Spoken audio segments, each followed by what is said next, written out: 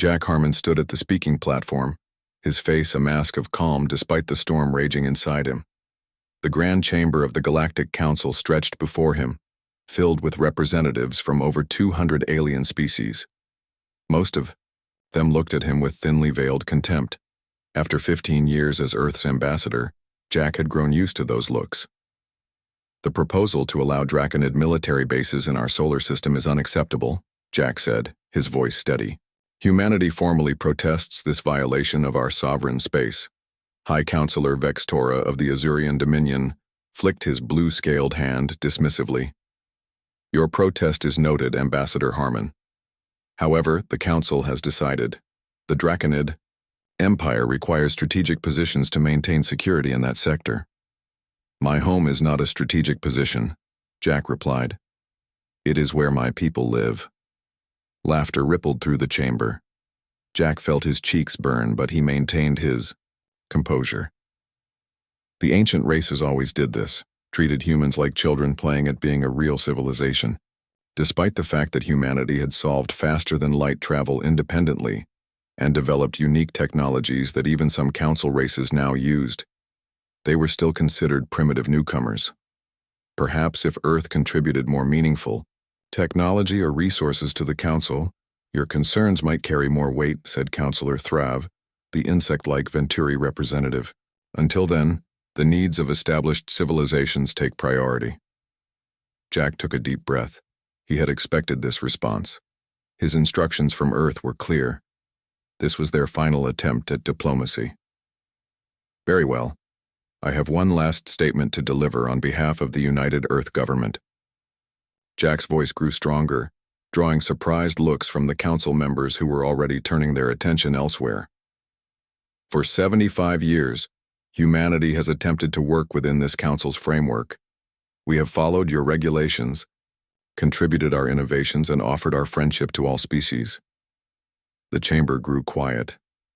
Something in his tone caught their attention. "In return, we have been mocked, restricted, and now, our very home system is being offered to an empire with a documented history of exploitation. We came to the stars with open hands, but you have shown us that the Galactic Council only respects power." Jack paused, looking directly at High Counselor Vextora. "Remember this moment, Counselor. Remember that we tried peace first." With that, Jack Harmon removed his council identification badge and placed it on the podium. Without another word, he turned and walked out of the chamber, ignoring the murmurs that rose behind him. On the station above Earth, Commander Olivia Reed reviewed the final evacuation reports.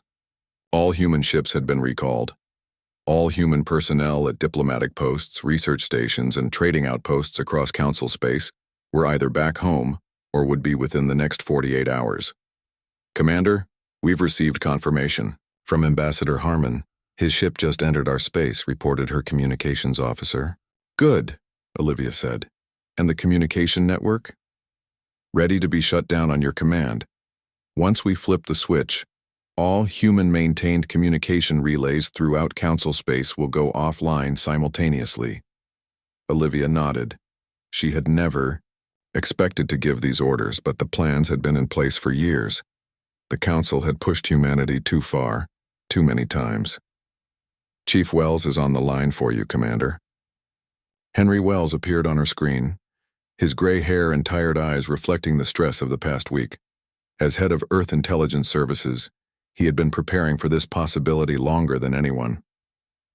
"Protocol Shadowfall is complete," he said without preamble. "All embedded systems are ready. Our people are out, just waiting on your word." "The President has approved the timeline," Olivia confirmed. "We begin at 0600 tomorrow." Henry nodded grimly. 75 years of reaching out, and this is where we end up. Going dark? "Not ending, Henry. Just changing tactics," Olivia corrected him. "They've never taken us seriously. Now they'll have time to reconsider." The next morning, Jack Harmon stood beside President Karen Miller in Earth Central Command as the final countdown began. "Are we certain this is our only option?" the President asked quietly. Jack thought back to the thousands of diplomatic sessions, the countless times human concerns had been dismissed, the gradual realization that the Council saw Earth as nothing more than a resource to be managed. Yes, Madam President. They need to understand that humanity isn't a minor player they can push around. They need to fear what we might do if pushed too far. Even though we don't intend to harm them, she said. Especially because of that, Jack replied. Our restraint is what they'll come to fear most. The countdown reached 0.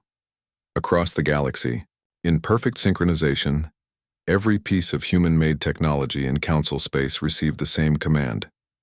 Shut down. Communication relays went dark. Navigation beacons stopped transmitting. Security systems that had human components suddenly developed blind spots. At the same moment, a shield unlike anything the galaxy had seen before activated around Earth's solar system and all human colonies. Based on technology the Council didn't know humans possessed, the barrier permitted no signals in or out. From the perspective of the galaxy, humanity had simply vanished. In the Council chamber, alarms began to sound as reports flooded in. Communication with entire sectors was suddenly impossible. Ships were stranded without navigation. Security systems were compromised. What's happening? Demanded Vex's Torah. A technician looked up from his console, confusion clear on his face. High Counselor, all human presence in Council space has disappeared. Their outposts are empty. Their ships are gone. And all technology they helped develop or maintain has shut down. Contact Earth immediately, the Counselor ordered. We can't, sir. All signals directed at Earth or any human colony are being blocked by some kind of barrier. We've never seen anything like it. Counselor Thrav chittered nervously. They're isolating themselves? Why would they cut themselves off from the rest of the galaxy? An aide rushed in with a data pad. Counselors, we've just received this message. It was delivered to all Council outposts simultaneously before the communications blackout. Vexatora snatched the pad and read the message aloud. When we spoke, you didn't listen. Now that we've fallen silent, perhaps you'll hear us clearly. Humanity withdraws from the Galactic Council. Do not attempt to breach our space. We will return when you are ready to speak as equals. A heavy silence fell over the chamber. For the first time in centuries, the ancient races of the Galactic Council felt something unfamiliar creeping into their thoughts. It wasn't anger at human defiance or amusement at human dramatics. It was fear. Because for all their dismissal of humanity as young and naive, one truth was undeniable. No species had ever vanished so completely, so suddenly, and so deliberately. Find a way to contact them, Vexatora finally said, his voice slightly less confident than before. They can't just leave. But humanity had. And in the silence they left behind, the seeds of the Council's fear were already beginning to grow. 3 months had passed since humanity withdrew from the galactic stage. The initial relief some Council members felt at human absence quickly turned to growing concern. In the Grand Council chamber, Counselor Vex's Torah faced an increasingly agitated assembly. The Rigelian trade routes are now completely unusable, reported a green-skinned delegate. The navigation beacons humans maintained have failed. We've lost 15 ships in the past month alone. The medical systems on Proxima Station are shutting down, added another representative. They were based on human biotech designs. Our engineers can't understand how they work, let alone fix them. Vex Torah raised his scaled hands for silence. We are the most advanced civilization in the galaxy. We will adapt to the absence of one young species. But privately, the High Counselor was disturbed. Reports from across Council space told the same story.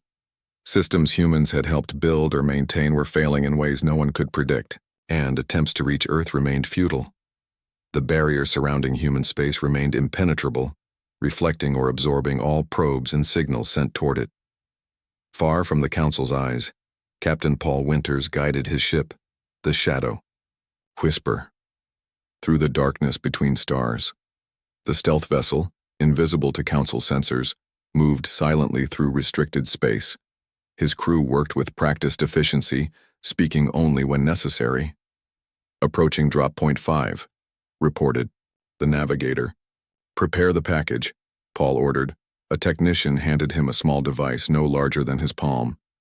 It looked simple but contained technology the council races would not understand for decades. Paul placed it in the launcher himself. Deploy. On my mark. Now. The device shot out into space, quickly vanishing from sight. It would drift until it detected certain energy signatures, then activate. "That's the last one in this sector, Captain," said the technician. Paul nodded. "Set course for rendezvous point. Let's go home." The shadow whisper vanished back into the darkness, leaving no trace of its visit except the silent device now patiently waiting among the stars. On Earth, life continued behind the barrier. In a vast underground complex, scientist Diana Porter reviewed the data from the latest test of Project Umbra. "The selective frequency works perfectly," she told the gathered officials. "We can target specific technology signatures and neutralize them without affecting anything else." Admiral Zale Bennett, newly promoted to lead Earth's Defense Force, studied the results on his screen. "So we could disable a Draconid warship without harming a civilian vessel right next to it?" "Precisely," Diana confirmed. "And they won't be able to trace the source or understand what happened. To them, it will seem like their system simply failed." "How soon can we deploy?" asked a government representative. Diana exchanged looks with her team. "The system is ready now, we're just waiting for the command." The admiral nodded slowly. "Let's hope we don't need it. But if we do..." He didn't finish the sentence. Everyone understood what was at stake. Meanwhile, in council space, strange reports began circulating. A small mining outpost near what used to be a human trade route had gone silent overnight. When investigators arrived, they found the outpost intact but completely empty. All personnel had vanished without a trace. Similar incidents followed: a research station, a small colony on a moon, a council patrol ship. All empty, all without signs of struggle or violence. People simply gone, leaving meals half-eaten and personal belongings behind. The council tried to keep these events quiet to prevent panic, but rumors spread quickly. Some said it was a new disease. Others whispered it was the humans taking revenge. The council officially dismissed both ideas, but privately, they worried. Councillor Thrav called an emergency meeting of the Security Council, which gathered in a smaller, more secure chamber than the main council hall. "We must consider the possibility that Earth is behind these disappearances," Thrav stated bluntly, his insect mandibles clicking with agitation. "We have no evidence of human involvement," countered another member. "We have no evidence of anything," Thrav responded. "But these incidents all share one feature. They occur near former human space or along routes humans once frequented." "What would be their purpose?" asked a Cerulean representative. "If they wanted war, why not attack openly?" "Perhaps this is not war," suggested an older member, who had been unusually quiet until now. "Perhaps this is a message." The room fell silent. Councillor Vexus Tora, who had been listening carefully, finally spoke. "What kind of message involves making people vanish?" "A demonstration," the elder replied simply, "of power we don't understand and can't counter." Across the table, disagreement broke out. Some councillors argued for a military response, sending a fleet to breach the barrier around Earth. Others advised caution, pointing out that no one knew what humanity was truly capable of. As the debate raged, no one noticed a small blinking light on a device hidden beneath the conference table. The device recorded everything and transmitted it through channels no council technology could detect, back to waiting human receivers. On the edge of what was now called the Silent Zone, a sole human vessel appeared at a neutral trading post.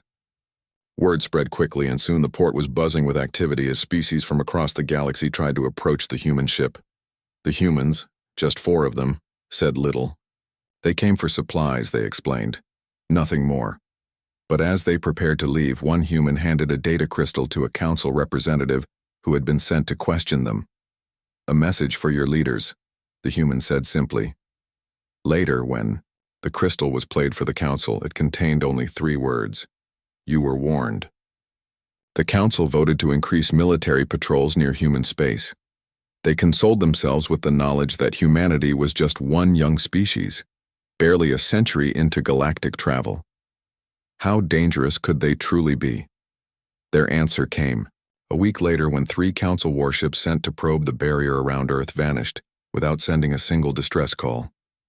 The silence from human space grew more ominous with each passing day. Meanwhile, unknown to the Council, several minor species that had been treated poorly by the galactic powers made quiet contact with human representatives. The Novan Confederation, the Tellarian Union, and half a dozen others, all found common cause with Earth. Secret meetings were held, agreements made, technologies shared. Humanity's silence was not isolation. It was preparation. And as the Sci-Fi Council would soon discover, when humans stopped talking, it wasn't because they had nothing to say. It was because they had decided actions would speak louder than words. 8 months had passed since humanity withdrew from galactic affairs. What began as an annoyance for the Council had grown into a crisis. Emergency meetings were now held daily, with representatives from worlds across the galaxy reporting new problems. Counselor Thrav paced nervously before the assembled delegates. His chitinous legs clicked against the polished floor as he moved. "The situation has become unacceptable," he said. "Yesterday, the central power grid on Vega Colony failed. Completely. Thousands are without life support. The grid was based on human energy distribution systems." Counselor Vextora nodded gravely. "Similar failures are happening everywhere. Systems that worked perfectly for years are shutting down with no warning." "Could this be deliberate sabotage?" asked a representative from a mining world. Vextora hesitated before answering. "Our experts believe humans may have built hidden protocols into everything they helped create, like time bombs, set to activate months after they left." A murmur of alarm spread through the chamber. The idea that humans had planned this, had prepared for their withdrawal so carefully, was disturbing. "What do they want?" someone called out. No one had an answer. Deep inside human space, Admiral Zale Bennett stood before a massive holographic display showing the positions of ships throughout the galaxy. Red markers indicated Council vessels. Green showed human ships and those of their new allies. The green markers were far fewer, but they moved with purpose. "The Novans have committed their entire fleet," reported his second-in-command. "The Tellarians are providing access to their jump points. And 3 more species have asked to join our alliance this week." Bennett nodded. "Species the Council has ignored or exploited for centuries. Together we're stronger than they realize." Door slid open, and Natalie Hayes entered the command center. As director of the newly formed Human Alliance, she coordinated between Earth and their growing number of allies. "Admiral, we've received confirmation. The Draconid Empire is moving ships into position around our barrier. They're testing for weaknesses." Bennett studied the display. "Let them test, they'll find nothing." "Should we activate the defense network?" asked his second. "Not yet," Bennett replied. "We wait until they commit more resources. Let them believe. Their efforts might succeed." Natalie stepped closer to the display. "The Council still doesn't understand what's happening. They think we're just hiding. They don't realize we're building something new out here." Bennett smiled slightly. "They're about to learn." On the Council homeworld, in a secured vault deep beneath the surface, Counselor Thrav reviewed the findings from their top researchers. What he saw disturbed him deeply. The evidence was clear. Humans had embedded their technology into virtually every aspect of galactic infrastructure over the past 75 years. Communication networks, power systems, medical equipment, navigation, arrays, all contained elements that only humans fully understood. And now those elements were failing in sequences that seemed designed to cause maximum disruption with minimum harm. No lives had been lost yet, but fear was spreading faster than any disease. Thrav compiled his report for the Council with shaking hands. The humans had not just been participating in galactic society, they had been preparing for this moment all along. The question was, what came next? At a neutral trading post on the edge of Council space, a single human vessel appeared without warning. Unlike before, this ship was larger, clearly military in design. It docked without requesting permission, and a woman in a simple black uniform disembarked. I am Commander Elizabeth Cole of the Human Alliance, she announced to the station's security team. I have come to speak with your council representative. The alien officials exchanged nervous glances. This was the first formal contact with a human military officer since the withdrawal. In a private room, Elizabeth met with the station's council liaison, a nervous cerulean whose blue skin had paled to almost white. The council wishes to know Earth's demands, the liaison said, trying to sound official. Elizabeth's expression remained neutral. We made no demands. We withdrew from a system that disrespected us. What happens next depends on the council's actions. But these failures across our space, the disappearances, is Earth responsible? Elizabeth studied the alien carefully.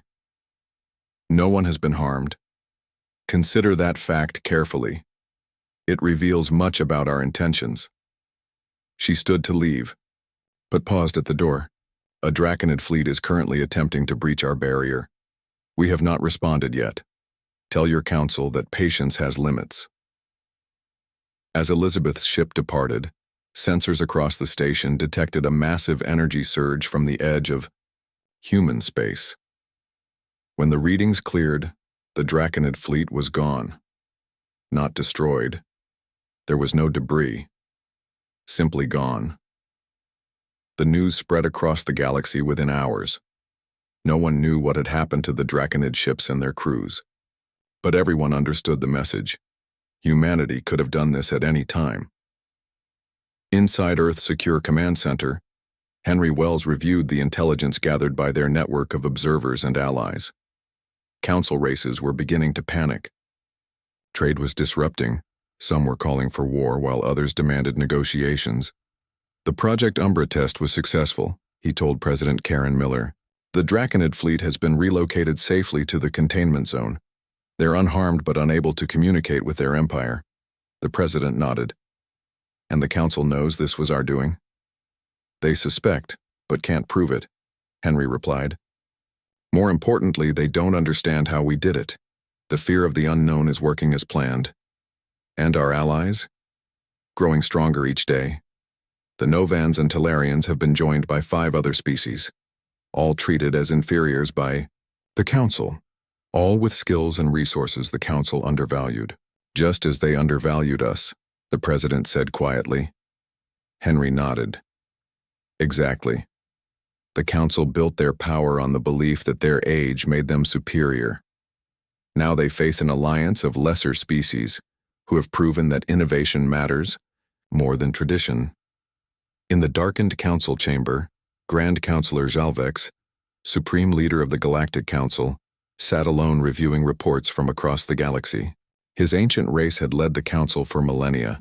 They had faced wars, plagues, and rebellions, but never anything like this. A young species, barely a cosmic infant, had revealed itself to be far more dangerous than anyone imagined. Not through violence, there had been none, but through careful planning and silent power. The humans had built themselves into the very fabric of galactic civilization, made themselves essential, and then simply stepped away. And in their absence, everything was slowly falling apart. Jalvex made his decision. After consulting with the oldest and wisest members of the council, he dispatched messengers to the edge of human space. They carried a simple request. Talk to us. The silence had become unbearable. The fear was growing daily. And somewhere behind that impenetrable barrier, humanity was waiting for the council to understand what should have been clear all along. True power didn't need to shout to be heard. 1 year had passed since Earth and its colonies had vanished behind their barrier. The Galactic Council chamber, once a place of calm debate and measured diplomacy, now buzzed with nervous energy. Grand Counselor Jalvex called for order, his voice carrying across the vast room. Our messengers have returned from the edge of human space, he announced. The room fell silent immediately. They received a response. Counselors leaned forward in their seats. After a year of silence, any word from humanity was significant news. The humans have agreed to send a representative to speak with us, Jalvex continued. In 3 days at this very chamber. Murmurs spread through the assembly. Some expressed relief, others suspicion. Can we trust them to come in peace?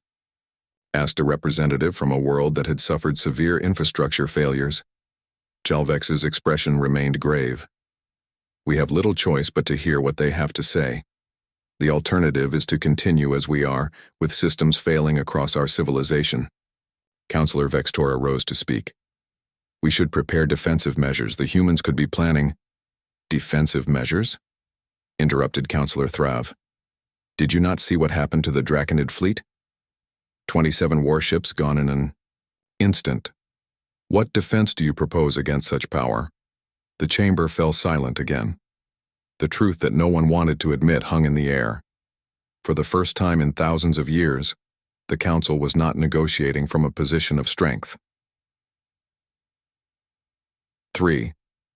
Days later, a small human vessel appeared in orbit around the Council homeworld. Unlike the massive warships the Council races preferred, this craft was elegant and simple in design. It requested permission to dock and was quickly granted clearance. From the ship emerged a single human man.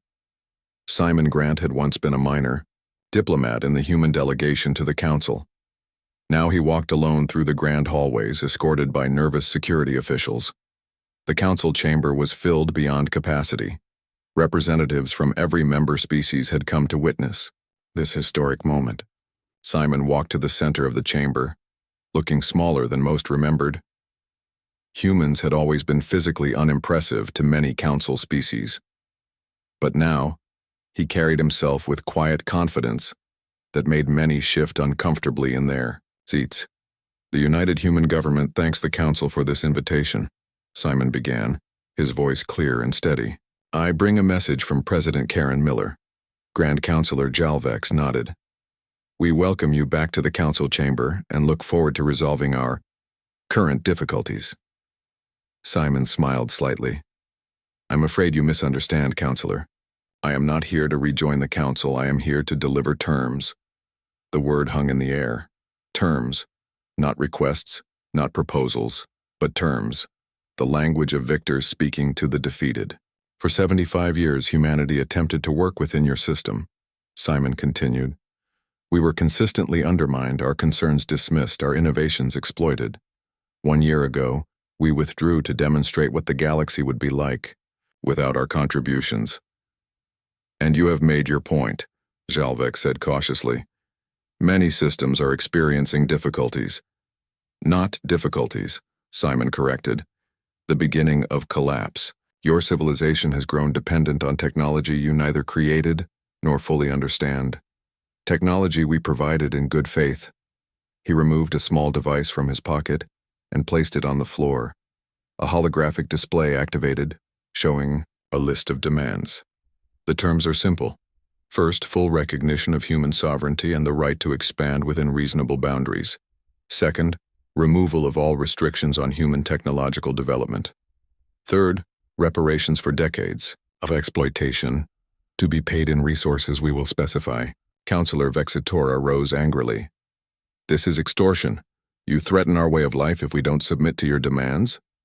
Simon remained calm. No threat has been made. We simply withdrew our support and contributions. You are free to reject these terms and continue as you have this past year. The implications were clear. The failures and breakdowns would continue, possibly worsen. More ships would vanish. More systems would fail. Vex's Torah was not finished.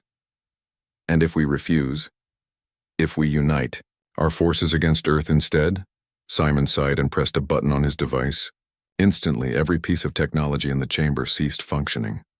The lights, the air circulation, even the personal devices of the counselors went dark.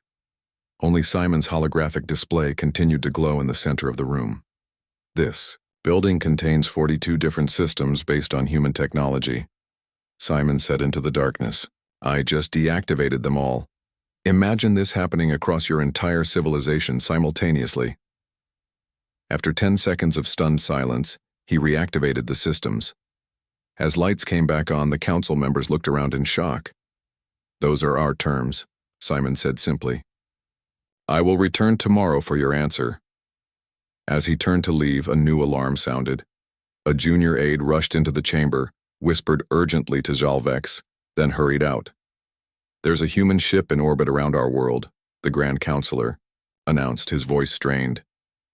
"It appeared without triggering any of our detection systems." Simon nodded. "The revelation, commanded by Elizabeth Cole, a demonstration of our capabilities, nothing more." On view screens around the chamber, a massive human warship appeared, unlike any vessel the Council had seen before. It dwarfed the defense ships surrounding it, which seemed not to have detected it until it chose to be seen. As Simon left the chamber, Jalvex turned to his fellow counselors. "The humans could have attacked at any point in the past year. They could have destroyed our fleets, disabled our worlds, but they didn't." "What are you suggesting?" asked Thrav.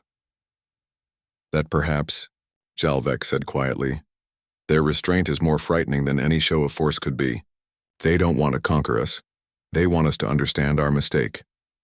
Later that night, as the Council debated their response, long-range sensors detected a brief energy pulse from the revelation.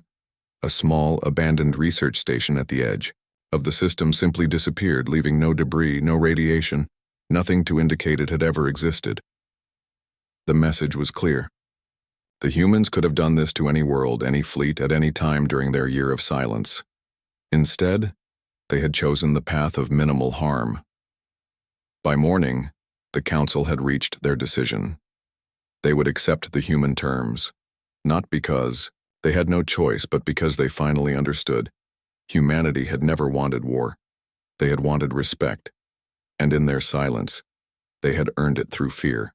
15 months after humanity's withdrawal, a new space station hung in neutral territory between Council space and the human barrier. Named Concordia, it had been built specifically for the negotiations.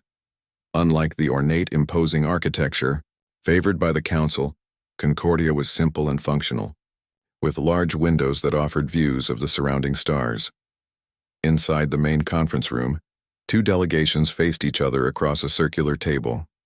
On one side sat 5 senior Council members, including Grand Counselor Jalvex and Counselor Vex Tora. On the other side sat the human delegation, led by President Laura Morgan herself. This was unprecedented. Heads of state rarely attended such negotiations, but both sides understood the importance of this moment. This wasn't merely a diplomatic meeting. It was the reshaping of the galactic order. William Everett, Earth's lead negotiator, spread a series of documents on the table. "These outline the terms we discussed previously," he said calmly. "Recognition of human sovereignty, removal of technological restrictions, and fair compensation for past exploitation." Counselor Vex Tora, who had once dismissed human concerns so easily, now studied the documents with careful attention. "These terms are reasonable," he admitted reluctantly, "but we must discuss implementation details." "Of course," William replied. "We anticipated that." As the negotiations proceeded, a new ship arrived at Concordia. Unlike the sleek diplomatic vessels, this was clearly a warship, the flagship of the Human Alliance fleet. From it emerged Grand Admiral Ryan Pierce and a group of alien representatives. The Council delegation looked surprised as these newcomers entered the conference room. They recognized delegates from the Novan Confederation, the Talarian Union, and several other species that had long been considered minor powers. "What is the meaning of this?" asked Counselor Thrav, mandibles clicking nervously. President Morgan stood. "During our time of silence, humanity formed new relationships. These representatives are not observers. They are equal partners in our alliance." Jalvex studied the newcomers with ancient eyes. "So this is not merely about humanity's place in the galaxy." "It never was," President Morgan confirmed. "Your council has ruled for thousands of years, treating younger species as inferiors regardless of their contributions. This isn't about replacing one ruling power with another. It's about creating a truly equal community of civilizations." The negotiations took on a new dimension. What had begun as talks between the Council and humanity expanded to include the concerns and contributions of species that had long been ignored. During a break in the formal talks, Vex Tora approached William in a quieter corner of the station. "I must know," the counselor said, his voice lower than usual. "How did you do it? How did you embed your technology so deeply into our civilization without us noticing the danger?" William smiled slightly. "We didn't hide it. We offered innovations that made life better, systems that worked more efficiently than what you had. You were so convinced of your superiority that you never considered we might be planning for a future where we needed leverage.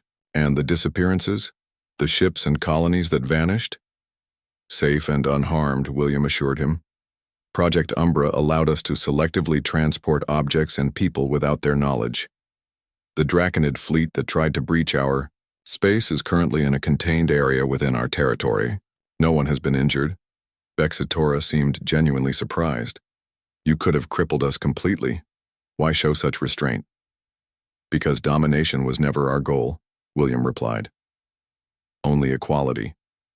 As the negotiations entered their final day, President Morgan requested a private meeting with Grand Counselor Jalvex. The two leaders met in a small observation room with a view of the stars. "Your species has surprised us," Jalvex admitted.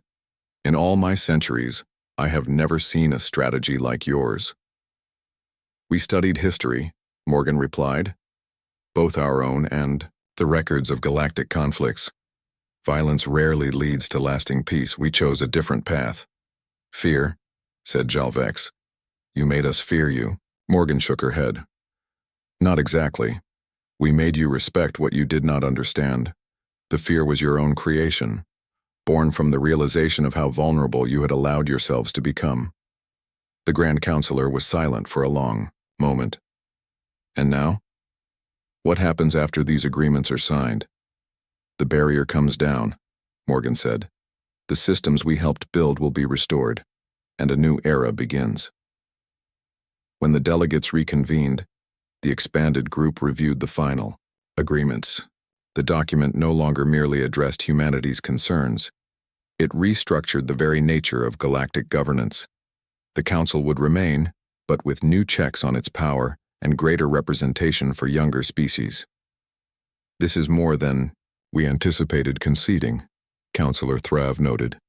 "But less than you might have lost through continued conflict," Admiral Pierce pointed out. "Your civilization was beginning to fracture. This agreement ensures stability for all." One by one, the representatives signed the document. As Grand Counselor Jalvex added the final signature, a communications officer entered the room. "The barrier around human space is dissipating," he announced. "And we're receiving reports from across the galaxy. Failed systems are coming back online." A ripple of relief passed through the room. The long silence was ending. Later, as the various delegations prepared to depart, William found himself standing with Vex Tora near one of Concordia's large windows. "I still don't fully understand," the counselor admitted.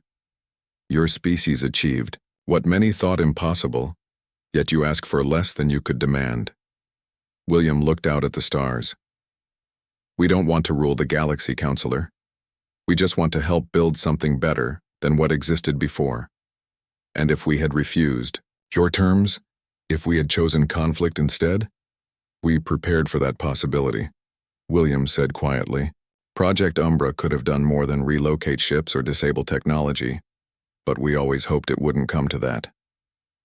As Vex Tora departed, he paused. "When your people fell silent," he said, "we finally understood what we should have feared all along. Not your weapons or your technology, but your patience, your willingness to wait for the perfect moment." William nodded. Sometimes the most powerful statement is made in silence. On Earth, citizens celebrated as news of the agreement spread. The year of isolation had been difficult, but purposeful. Humanity had entered the galactic community as a minor player, dismissed and underestimated. They had withdrawn to show their true value and returned as equals. As the human delegation's ship departed Concordia, President Morgan looked back at the station. A simple structure that now represented a turning point in galactic history. "Do you think it will last?" asked one of her advisors.